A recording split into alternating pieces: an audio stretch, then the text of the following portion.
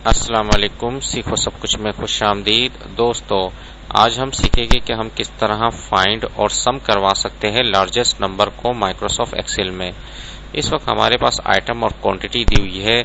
अगर हमें ये जानना है कि सबसे बड़ी क्वांटिटी कौन सी है, तो इसके लिए हम मैक्स का फार्मूला यूज कर सकते हैं। आप जैसे ही इक्वल टू लिखेंगे MAX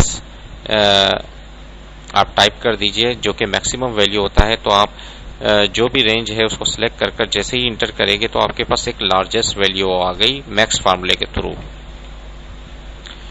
लेकिन अगर हमें ये जानना है कि सेकंड लार्जेस्ट वैल्यू कौन सी है, तो इसके लिए हम मैक्स फार्मूला यूज नहीं कर सकते। इसके लिए हमें एक और फार्मूला यूज करना है जिसका नाम है large.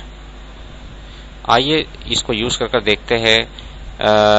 Is equal to large, और आपने क्या है, जैसे ही मैंने लार्ज लिखा तो अब इसने क्या है, एक एरे पूछ रहा है कि आपका एरे कौन सा है। मैंने एरे बता दिया कि यहां से यहां तक है, कॉमा, उसके बाद आपको कौन सी वैल्यू चाहिए। मुझे क्या है, सेकंड लार्ज चाहिए, तो मैंने 2 प्रेस कर दिया और ब्रैकेट को क्लोज कर दिया। जैसे ही मैं एंटर करूंगा तो आप देखेंगे कि सेकंड लार्ज वैल्यू उठकर आ गई। सेकंड लार्ज वैल्यू 70 है, तो ये उठकर आ गई। जबकि मैक्स फार्मूला क्या कर रहा था कि उसने मैक्सिमम वैल्यू यानी कि वैल्यू बता दी आपको कि मैक्सिमम वैल्यू कौन सी है। जबकि लार्ज फार्मूला अगर मैं यहाँ 1 लिख देता हूँ तो ये फर्स्ट लार्ज वैल्यू मुझे बता देगा। इस तरीके से अगर मैं यहाँ 3 कर दूं तो ये थर्ड लार्ज वैल्यू बता देगा। तो इतना जबरदस्त फार्मूला है, इसको आप यूज करें और मुख्तलिफ लार्ज वैल्यू आप इसमें मालूम करें। इस तरह मैं अगर फोर्थ लार्ज वैल्यू मालूम करना चाहता हूं, जैसे ही मैं एंटर करूंगा तो मुझे फोर्थ लार्ज वैल्यू आ गई। इसी तरीके से आप इस फार्मूले को लार्ज को सम के थ्रू भी यूज कर सकते हैं। अगर हमें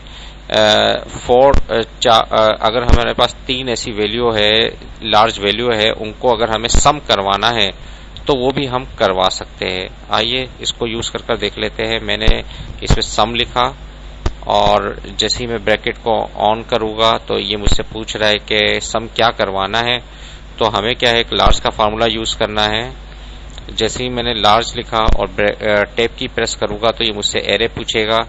एरे ये रेंज है और इस रेंज में हमें क्या करना है, कॉमा लगाकर उसके बाद हमें ये बताना है कि कौन सी वैल्यू आपको मालूम करनी है। तो इसको मैंने कर्ली ब्रैकेट में लिख लेता हूं। मैंने कर्ली ब्रैकेट में लिखा 1,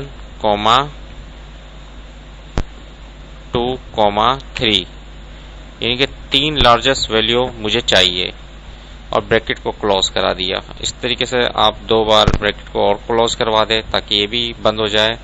और ये करने के बाद आपने क्या करना है, कंट्रोल शिफ्ट इंटर प्रेस करना है। जैसे ही मैं इसमें कंट्रोल शिफ्ट इंटर प्रेस करूंगा तो इसने एरे का एक फार्मूला लगा दिया है और इसमें वैल्यू को ले आया।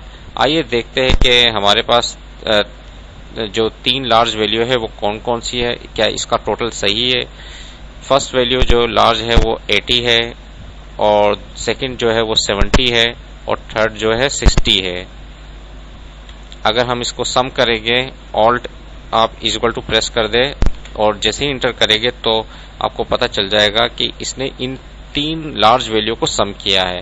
इसी तरीके से अगर आप 4 यानी कि 4 लार्ज वैल्यू को सम करना चाहते हैं तो यहाँ कॉमा लगाकर आप बता सकते हैं 4, और मैं जैसे ही इंटर करूंगा तो फोर्थ वैल्यू क्या है, 60 के बाद क्या है वैल्यू, 50 आ गई।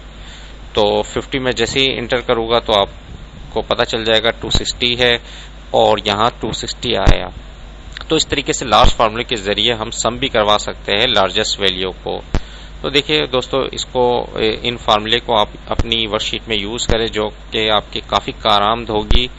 उम्मीद है कि ये वीडियो आपको बहुत पसंद आई होगी। लाइक और सब्सक्राइब करना मत भूलिएगा। दोस्तों, आप मेरे चैनल को सब्सक्राइब जरूर कीजिए ताकि कोई भी नई वीडियो आए तो उसका नोटिफिकेशन आपको मिल जाए। Thanks for watching. Allah Hafiz.